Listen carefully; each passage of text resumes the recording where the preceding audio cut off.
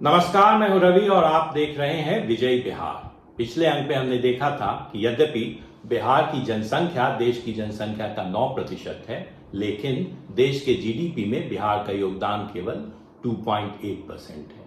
इतना ही नहीं, बिहार का पर कैपिटा जीडीपी देश के पर कैपिटा जीडीपी के 1/3 से भी कम है। क्या आपने कभी सोचा है कि आखिर बिहार इतना पिछड़ा क्यों है? क्या हमारे प्रयास में या हमारी प्रतिभा में कोई कमी है, या फिर परिस्थितियां ही हमारे प्रतिकूल रही हैं?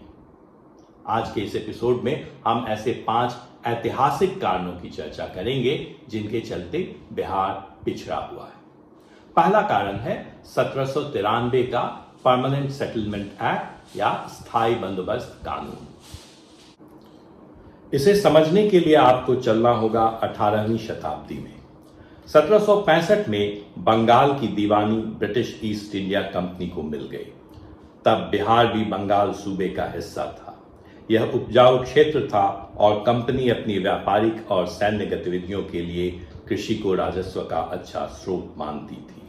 राजस्व वसूलने का काम सौंपा गया जमींदारों को, लेकिन समय के साथ कृषि उत्पादन में कमी आने लगी, जिसके परिणाम स्वरूप राजस्व भी कम आने लगा। इसका समाधान सोचा लॉर्ड कॉर्नवालिस ने, जिसे हम परमानेंट सेटलमेंट एक्ट या स्थायी बंदोबस्त के नाम से जानते हैं। इस कानून के अंतर्गत प्रत्येक जमींदार से हर वर्ष वसूली जाने वाली राशि हमेशा के लिए तय कर दी गई, और यह राशि थी 1793 की वसूली का 90%। सिद्धांत रूप में कंपनी के लिए इसके 2 फायदे थे।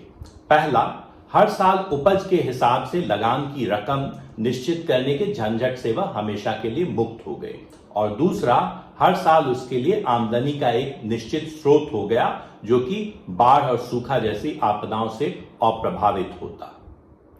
पर तय की गई राशि बहुत ज्यादा थी। अक्सर जमींदार इतना लगान नहीं वसूल पाते थे। परिणाम स्वरूप उनको अपनी जमींदारी से हाथ धोना पड़ता था। अपनी जमींदारी बचाने के लिए वे किसानों से अधिक लगान वसूलने लगे, जिससे किसानों की कमर टूट गई। उनके पास अपनी उपज बढ़ाने के लिए न तो धन था, न ऊर्जा थी, और न ही उत्साह था। नील जैसी नकदी फसलें उगाने के लिए उनको मजबूर किया जाने लगा, ताकि लगान की रकम चुकाई जा सके। दूसरी तरफ, चूंकि राजस्व की राशि निश्चित थी, इसलिए अंग्रेजी सरकार के पास भी कोई प्रलोभन या इंसेंटिव नहीं था कि वह जमीन की उपज बढ़ाने, सिंचाई की व्यवस्था करने या मानव संसाधन के विकास में कोई निवेश करती। यह स्थिति भारत के आजाद होने तक बनी रही। हाँ, बाद के दशकों में उपज और अनाज के मूल्य में वृद्धि के साथ जमींदारों की स्थिति जरूर बेहतर हो गई, क्योंकि वो अपने लिए अधिक लगान वसूल पाने में समर्थ हो। भारत के अन्य क्षेत्रों में जहां ईस्ट इंडिया कंपनी का शासन स्थापित हुआ, अर्थात बॉम्बे प्रेसिडेंसी एवं मद्रास प्रेसिडेंसी, वहां रैयतवारी व्यवस्था लागू की गई। इसके अंतर्गत किसान को अपनी उपज के अनुपात में लगान देना पड़ता था। अतः इन क्षेत्रों में सरकार का स्वास्थ्य, शिक्षा एवं आधारभूत संरचनाओं के विकास में अधिक निवेश हुआ, ताकि उत्पादन बढ़े और सरकार को अधिक राजस्व की प्राप्ति हो सके। तो इस प्रकार हम देखते हैं कि कैसे अंग्रेजी शासन की स्थापना के समय से ही राजस्व वसूलने की इस प्रणाली, अर्थात जमींदारी प्रथा और स्थायी बंदोबस्त के चलते बिहार सहित पूर्वी भारत में विकास की गति देश के अन्य भागों से धीमी रही। कारण नंबर 2, लंबे समय तक बिहार पर होने वाले सरकारी खर्चे में भारी कमी। किसी भी जगह के विकास में पब्लिक एक्सपेंडिचर या सरकारी खर्च की महत्वपूर्ण भूमिका होती है। अगर सड़कें अच्छी होंगी, कानून व्यवस्था अच्छी होगी, सिंचाई की व्यवस्था होगी, लोग स्वस्थ और शिक्षित होंगे, तभी तो कोई भी जगह विकसित हो सकती है। और इन सब के लिए चाहिए पैसा। हमने देखा कि कैसे स्थायी बंदोबस्त ने बंगाल पर होने वाले सरकारी खर्च को एक तरह से डिसइंसेंटिवाइज किया।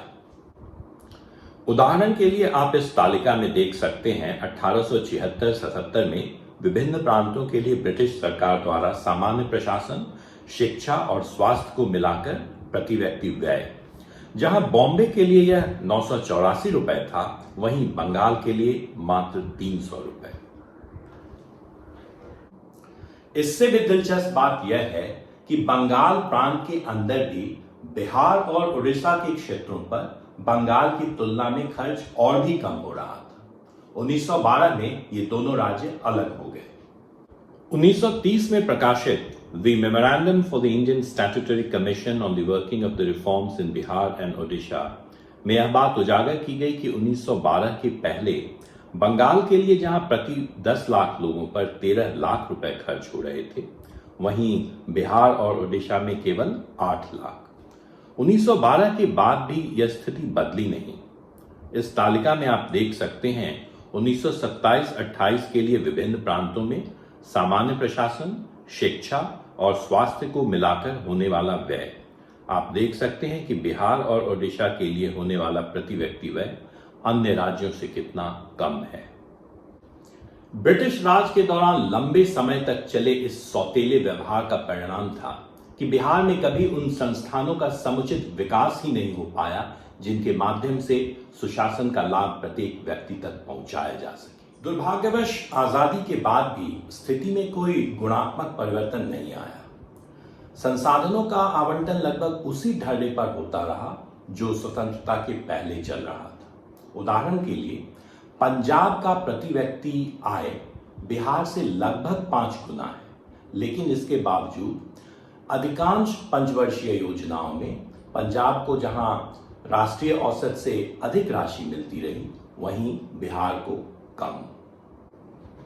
यह तालिका मोहन गुरुस्वामी के आलेख सेंट्रली प्लान्ड इनइक्वालिटी से ली गई है।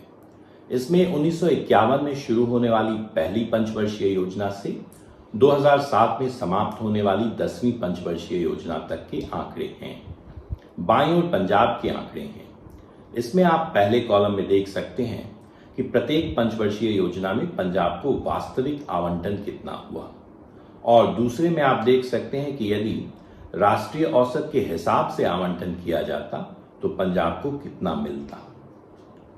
तीसरे कॉलम में आप दोनों का अंतर देख सकते हैं। जैसा कि देखा जा सकता है, चौथी, 5वीं, 6ठी और 7वीं योजनाओं को छोड़कर पंजाब को हमेशा राष्ट्रीय औसत से अधिक मिला। दाईं ओर आप बिहार के आंकड़े देख सकते हैं। यहां हमेशा ही वास्तविक आवंटन राष्ट्रीय औसत के हिसाब से अपेक्षित आवंटन से कम रहा है। इस हिसाब से 1951 से 2007 तक बिहार को 77,161.5 करोड़ रुपयों का घाटा हुआ। इतने लंबे समय तक कम वित्तीय सहायता मिलने के चलते बिहार इंफ्रास्ट्रक्चर और मानव संसाधन इन दोनों में ही राष्ट्रीय औसत से बहुत पीछे रह गया।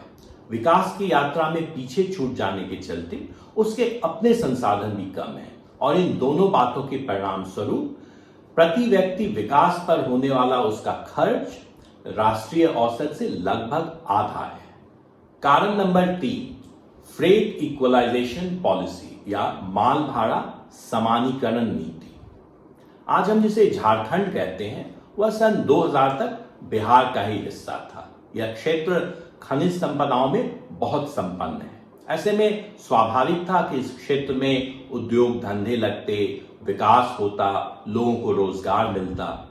लेकिन आजादी के बाद उस अनुपात में ऐसा कुछ हुआ नहीं।